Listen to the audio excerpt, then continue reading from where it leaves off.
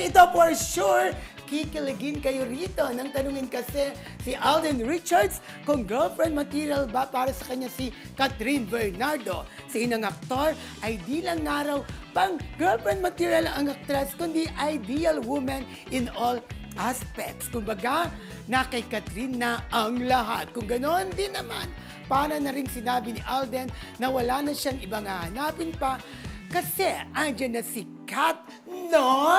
Pero sabi nga nila, parang napaka-ideal daw ni Catherine sa aspeto ng pagiging girlfriend. So, may mga nagtatanong doon ng mga netizen na paano niya nasabi na ideal siya as girlfriend or girlfriend material siya.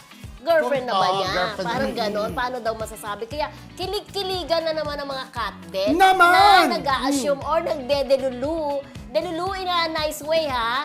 Na baka nga sila na in real life. Diba? Kasi, paano nga naman nasabi yun ni Alden kung hindi niya jowa? Kasi masasabi mo ng ideal girlfriend kung kayo na, ideal boyfriend kung boyfriend mo na, di ba? Or, kasi sabi niya in all aspects, sabi din niya ideal bilang isang actor. Ideal woman in general, di ba? Kumbaga, nakikat na lahat. Talagang gano'n niya kung ilarawan o i-describe ni Alden si Catherine. Talagang kung ilarawan niya talaga is parang 100% na talaga, no? 100% nga sa side niya, di ba?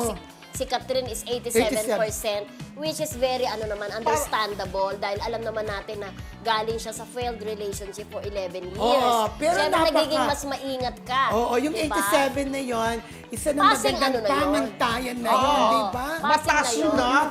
Kasi Correct. kung sabi 80 lang, Iso Cristo ang baba nun. Kung 75, 75 pasang-awa. Pero ibig sabihin, talagang kinikilala pa rin nila yung isa't isa na parang kung talagang hulog na si Alden, si Catherine 87% muna yung maibibigay niya. Diba? Eventually, sa tingin ko magiging magjowa na rin talaga yung dalawa. No? Yes, naku, Parang,